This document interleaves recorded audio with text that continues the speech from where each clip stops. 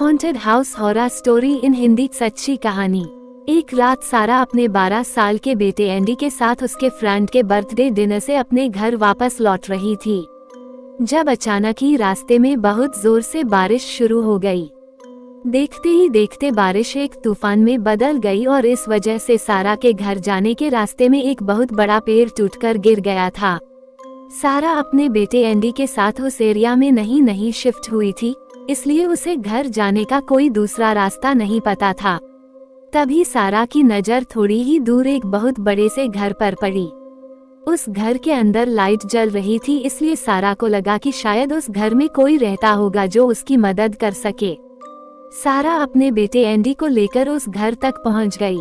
सारा ने उस घर की बेल बहुत बार बजाई, मगर किसी ने दरवाजा ही नहीं खोला। लेकिन फिर वह दरवाजा अपने आप खुल गया। सारा को अजीब लगा, लेकिन फिर भी वो एंडी के साथ घर के अंदर चली गई। उस घर के हॉल में पहुंचकर सारा ने कई बार आवाज लगाई, हेलो, कोई है यहाँ पर, हेलो, मगर उसका जवाब देने वाला वहाँ कोई नहीं था। जब कोई जवाब नहीं आया तो सारा को लगा कि शायद घर खाली होगा। वो घर देखने में थोड़ा अजीब सा था, थोड़ा डरावना सा, लेकिन रात बहुत हो गई थी और दोनों बहुत थक गए थे, इसलिए सारा ने एंडी को ऊपर वाले बेडरूम में सुला दिया और खुद पानी लेने किचन की तरफ चली गई। वैसे तो एंडी बहुत थक गया था, मगर उस बेडरूम में लेटकर उसे नींद ही नहीं आ रही थी। उसे एक अजीब सी बेचैनी लग रही थी और तभी उसे उस कमरे में रखे कबर्ड के अंदर से कुछ आवाज आई। एंडी उठकर बैठ गया और ध्यान से उस आवाज को सुनने लगा। उस कबर्ड के अंदर से कोई एंडी को पुकार रहा था। वहीं दूसरी तरफ सारा घर के हॉल में पहुंची तो उसकी नजर वहां रखी एक पुरानी चेयर पर पड़ी। सारा उसी चेयर पर बैठकर पानी पीने लगी, लेकिन तभी वो चेयर अपने आप ही झूलने लगी। घबराहट के मारे सारा के हाथ से पानी का ग्लास छूट गया और वो चेयर से निकलने की कोशिश करने लगी, मगर तभी वो चेयर खुद ब खुद तेजी से आगे बढ़ने लगी। सारा इसी तरह उस चेयर कूदी और उस हॉल के फ्लोर पर एक पुतले के पास जाकर गिर पड़ी। सारा उस पुतले के सहारे ऊपर उठ ही रही थी कि तभी उस पुतले का सर सारा की तरफ मुड़ गया।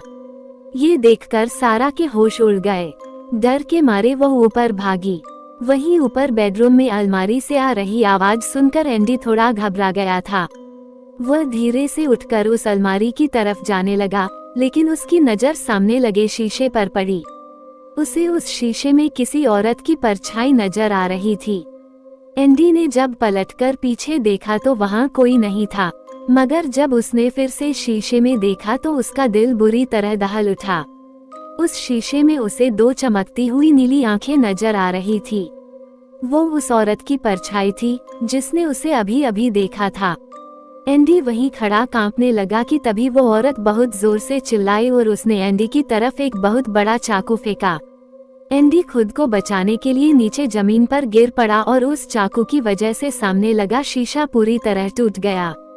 तभी सारा दौड़ती हुई वहां आई और उसने देखा कि एंडी जमीन पर पड़ा रो रहा था और फिर अचानक उस कबर्ड के अंदर से फिर से आवाज आने लगी, मगर इस बार आवाज सारा को बुला रही थी और सारा को भी अब बहुत ज्यादा डर लगने लगा था।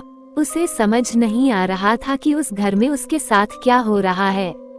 उसने शीशे के पास पड़ा चाकू उठाया और उस कबर्ड की तरफ जाने लगी, लेकिन जैसे ही उसने अलमारी खोली वह जोर से चिल्ला उठी।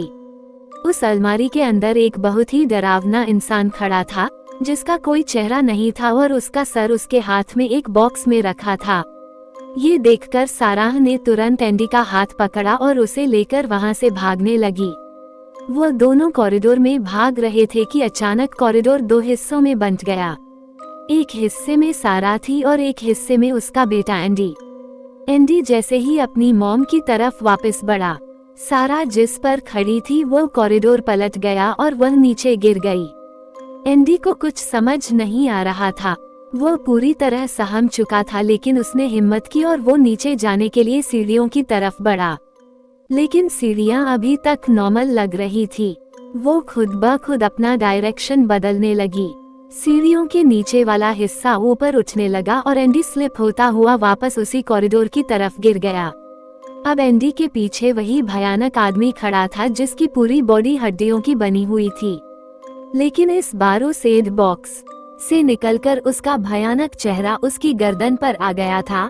वो एंडी को देखकर जोर जोर से हंस रहा था और लंगड़ाते हुए उसी के पास आ रहा था। देखते ही देखते उस घर की सारी लाइट स्पीकर करने लगी और उस हॉल में ढेर सारी शैतानी आत्माएं जमीन के अंदर से निकलने लगी और वह सभी उठती हुई एंडी की तरफ बढ़ने लगी। उन आत्माओं ने एंडी को पूरी तरह से घेर लिया था और उसके बाद बस उसकी चीखें सुनाई दी। उस घर ने सारा और एंडी दोनों की ही जान ले ली थी। अब शायद उन सभी बाकी स्पिरिट के साथ सारा और एंडी की स्पिरिट भी हमेशा हमेशा के लिए उस घर में कैद हो गई थी।